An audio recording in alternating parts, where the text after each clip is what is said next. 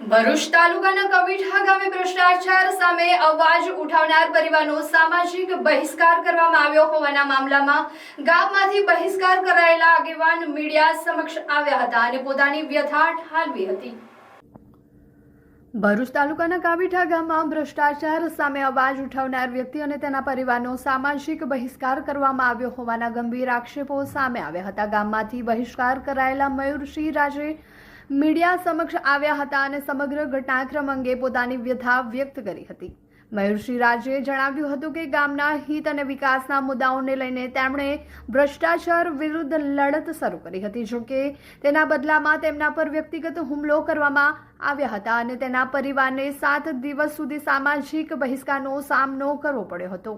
તેમણે વધુમાં આક્ષેપ કર્યો હતો કે સમગ્ર મામલે સરકારી તંત્રને અનેક રજૂઆતો અને ફરિયાદો કરવા છતાં અત્યાર સુધી કોઈ અસરકારક કાર્યવાહી કરવામાં આવી નથી। સમાધાન અંગે મયુરસિંહ રાજે સ્પષ્ટ જણાવ્યું હતું કે જો મામલાનું નિરાકરણ લાવવું હોય તો જિલ્લા પંચાયત સભ્ય યતીન પટેલ દ્વારા ફરીથી ગ્રામ સભા બોલાવવામાં આવે અને જાહેરમાં તેમની માફી માંગવામાં આવે।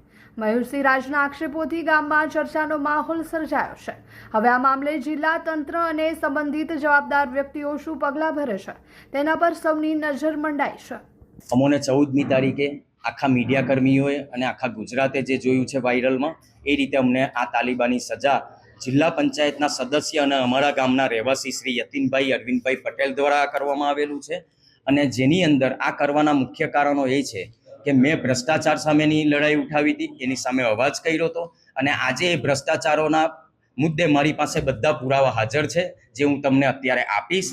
આના સિવાય દરેક વસ્તુમાં એ લોકોએ આપણી સામે જે તે મુદ્દા ઉપર ચર્ચા નથી કરી, જે તે મુદ્દા ઉપર મને લડત નથી આપી, પરંતુ મારી પર પર્સનલ હુમલા સતત કરતા રહ્યા છે। 2 મહિના પહેલા મારી ઉપર જીવલેણ હુમલો કરવાનો પ્રયત્ન કર્યો હતો, જેની મેં પોલીસ ફરિયાદ નોંધાવેલી છે। અત્યારે જે ગામ બહિષ્કાર મારો કરવામાં આવ્યો છે, જેની પણ મેં ગાંધીનગર સુધી તમને જણાવ્યા મુજબ અલગ અલગ કચેરીમાં, માનવ અધિકાર ખાસ આ બધી જગ્યાએ અને ભ્રષ્ટાચાર માટે મેં વિકાસ કમિશનર ગાંધીનગરને અરજી કરી છે। આજ સુધી તંત્ર દ્વારા આ વસ્તુની અંદર કોઈ પહેલ થઈ નથી, કોઈ એક્શન લેવાઈ નથી અને આ યતીનભાઈએ ગામના ભોળા અને નિર્દોષ લોકોને ફસાવીને એ લોકો પાસે આ કૃત્ય કરાવ્યું છે। કારણ કે યતીનભાઈને ભ્રષ્ટાચારનો ડર હતો અને આ ડરને લીધે મને દબાવવા માટે એમને આ ગામની જોડે આ કૃત્ય કર્યું છે। અને તમને આપેલા નિવેદનમાં યતીનભાઈએ જણાવી દીધું છે કે હું આ વિષયમાં બિલકુલ નથી। તો આજે તમે આ શું કરી રહ્યા છો? ભોળા ગામ લોકોને તમે છૂટા મૂકી દીધા આ લેવલ ઉપર કૃત્ય કરાવીને। લોકશાહીમાં એક જવાબદાર વ્યક્તિ તરીકે તમારાથી આ કૃત્ય થાય ખરું? અને તમે મીડિયા સામે સતત જૂઠું બોલતા રહ્યા છો કે આ બહિષ્કાર કરવામાં જ નથી આવ્યો। તો મારી પાસે ડૉક્ટર સાહેબનું પોલીસને આપેલું નિવેદન છે, મારી પાસે વિડીયોથી દુકાનદારના પુરાવા છે કે તમે અમારો બહિષ્કાર 7 દિવસ સુધી કર્યો છે ને નક્કર બહિષ્કાર કર્યો છે અને એ દિવસો મારા પરિવાર બહુ ગંભીર પરિસ્થિતિમાંથી પસાર કરેલા છે।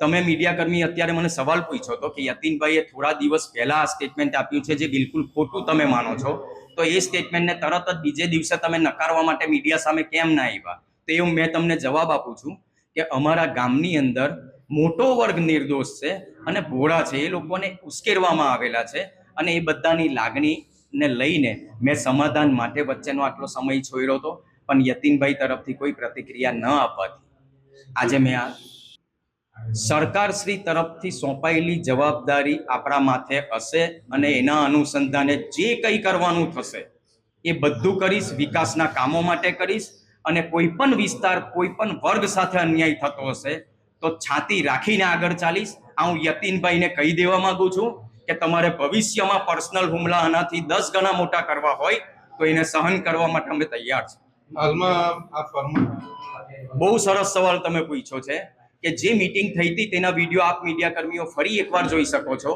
એની અંદર એલાન કરવામાં આવે છે ને પબ્લિકની અંદર બેઠેલા લોકો ઊભા થઈને બોલે છે કે આજે તમે આ ફરમાન કર્યું છે, તમારા દબાવમાં આવી ને અમે લોકો એને અનુસરીએ છીએ, પણ કાલે જ્યારે તમે છૂટછાટ કરો ત્યારે આ જ રીતે આ સ્થળ ઉપર બધાને બોલાવીને જે કંઈ એલાન કરવું હોય એ કરજો, જેનું એલાન આજ સુધી થયું નથી અને એ થવું ખૂબ જરૂરી છે। મારી લડાઈ વિકાસના કામોની છે। આજે પણ હું જાહેર જનતાને, મારા ગ્રામજનોને અને સ્પેશિયલ યતીનભાઈને જણાવી દઉં છું કે મારા જે મેં વિકાસના કામો 4 કામોની માંગણી કરેલી છે એને યુદ્ધના ધોરણે તાત્કાલિક શરૂ કરવામાં આવે અને અમારા ગામની જે આપશ્રીએ મને સવાલ પૂછ્યો કે જે જગ્યાએથી તાલિબાની ફરમાન કરવામાં આવ્યું હતું એ જ જગ્યાએ જઈને તમે ફરી એ જનતાને ભેગી કરીને માફી માંગો, કહી દો કે આપણે લોકશાહીની વિરુદ્ધનું આ કૃત્ય કર્યું છે એ ખોટું છે, આ કૃત્ય આપણાથી કરી ના શકાય. આપણે ગ્રામ વતી અને યતીનભાઈ પોતે આની માફી માંગે અને સમાધાનમાં મને કઈ વાંધો નથી. મારી એક જ દિશા છે, મારો કોઈના પર પર્સનલ હુમલો નથી. વિકાસના કામો મારા અટકવા ના જોઈએ અને મૂળભૂત જરૂરિયાતો મારા ગામના એક પણ નાગરિકની અટકવી ના જોઈએ. ડેપ્યુટી સરપંચ એ લોકશાહીના પ્રક્રિયાનો એક ભાગ છે. 3 જણે ડેપ્યુટી સરપંચ માટે ઉમેદવારી કરી હતી. એની અંદર ડેપ્યુટી સરપંચમાં મારા ધર્મપત્નીની હાર થઈ છે, જેને અમે માથે ચડાવીએ છીએ. એટલે એની અંદર બીજો કોઈ સવાલ રહેતો નથી. ત્યારબાદ એ વિષય ઉપર અમારા તરફથી કોઈ પ્રતિક્રિયા આપવામાં આવી નથી કે કોઈ બદલાની ભાવના રાખવામાં આવી નથી. જાતે સવાલ ઊભા કરીને જવાબ આપવા એ યતીનભાઈનો સ્વભાવ છે.